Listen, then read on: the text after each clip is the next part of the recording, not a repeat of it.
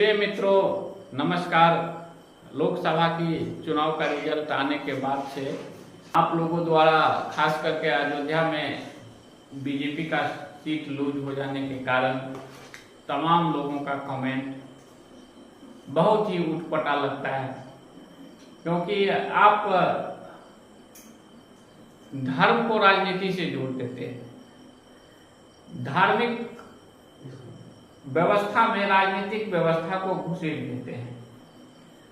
हम ये नहीं सोच पाते हैं कि चुनाव संवैधानिक ढांचे से हो रहा है, चाहे वह पंचायत लेवल का चुनाव हो, विधानसभा लेवल का चुनाव हो, चाहे लोकसभा लेवल का चुनाव हो। कोई भी चुनाव संवैधानिक ढांचे से होता है और मंदिर और भगवान और पूजा अर्चना और मस्जिद, चर्च, ये सब आध्यात्मिक संगठन और अध्यात्म और आप आदि हिंदू की बात करें तो सनातन धर्म से हम इसको लेके चलते हैं। फिर अध्यात्म और राजनीति में ये तालमेल करके और राम जैसे मर्यादित व्यक्ति को, सीता जैसे चरित्रवान महिला या हम माता के रूप में जनक जननी माता के से पुकारते हैं। हम भी मिथिलांचल के धरती से हैं और आप अयोध्या के धरती से हैं। जब आपको भी कोई अमर्यादित शब्द से पुकारता है तो हमें भी खराब लगता है। अयोध्या हार गई, राम हार गए, राम को लाए थे फिर भी हार गए। हमने राम को लाए। भैया, आप कौन राम को लाया? आप राजा दशरथ थे क्या? राजा जनक थे क्या?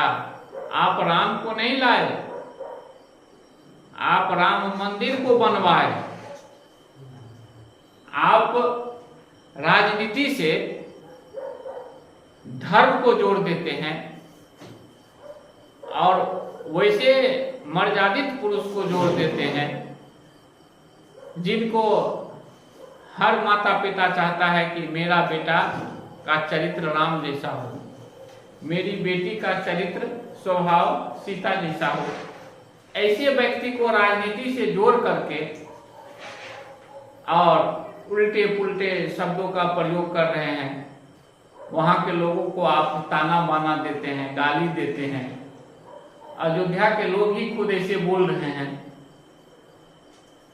पूरे हिंदुस्तान के लोग अब बोलने लगे हैं, हम वहां जाएंगे तो प्रसाद नहीं खरीदेंगे, फूल नहीं खरीदेंगे वहां, लेकिन जाएंगे।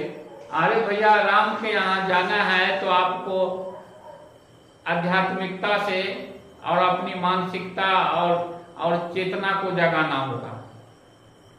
आप राजनीति का ग्रंथ लेकर के नहीं जाइए, रामचरितमानस को पढ़िए और उसको समझिए और फिर वहां अयोध्या जाइए और जनकपुर आइए। आप ऐसे राजनीतिक वाली भावना से जाएंगे, बदले की भावना से जाएंगे, ये अच्छी बातें नहीं है।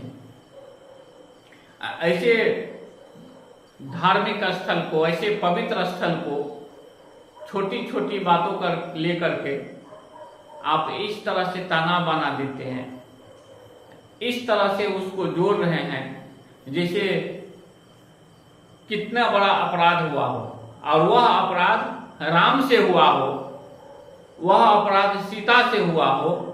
इस तरह की जो आप लोगों की भावना है, ये भावना बिल्कुल गलत है। इससे पहले बीजेपी ही जीता करते थे।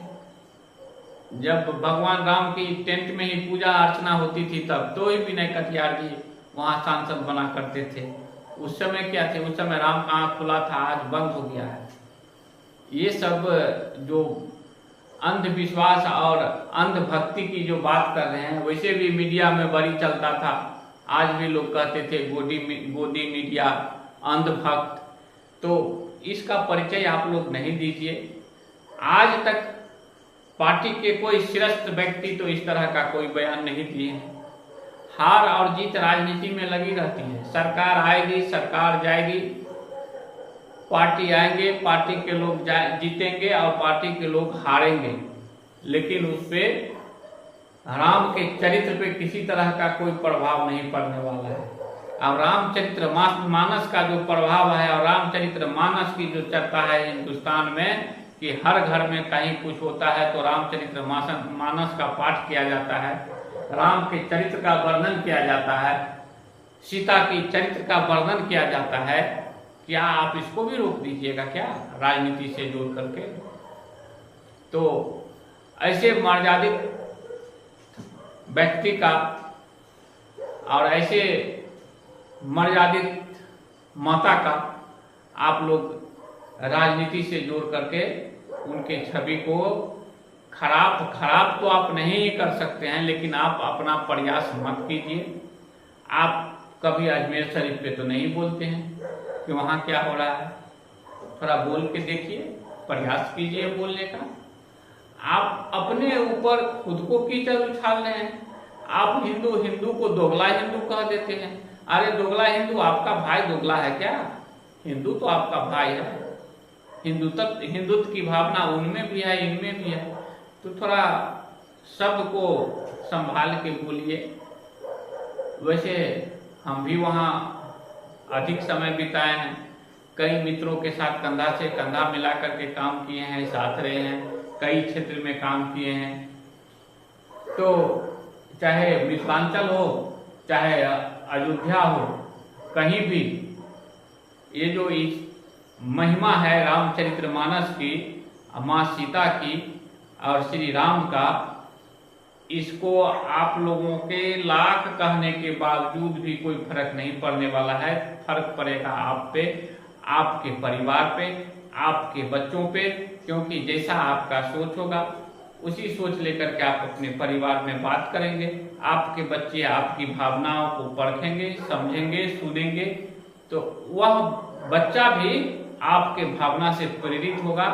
इसीलिए अपनी भावना को और आस्था को साफ रखिए, सुदृढ़ रखिए और मंगलमय कामना कीजिए कि अगले बार ऐसा शब्द नहीं बोलिएगा और चुनाव में विजय हासिल कीजिएगा। इन्हीं शब्दों के साथ आप लोगों से पुनः आग्रह करते हैं कि रामचरितमानस श्री राम और माँ सीता पे आप लोग उंगली और प्रश्न चिन्ह नहीं उठाइए। ना राम किसी को जिताने के लिए बने हैं और ना राम किसी को हराने के लिए बने हैं। राम जन जन में है और हर जनमानस में है और हर कण कण में है। ये रामचरितमानस में भी इसका वर्णन है। तो आप लोग थोड़ा संभल के बात कीजिए, थोड़ा सोचिए कि हम किनको क्या कह रहे हैं, इन शब्दों पे विचार कीजिए। जय हिंद, जय भारत।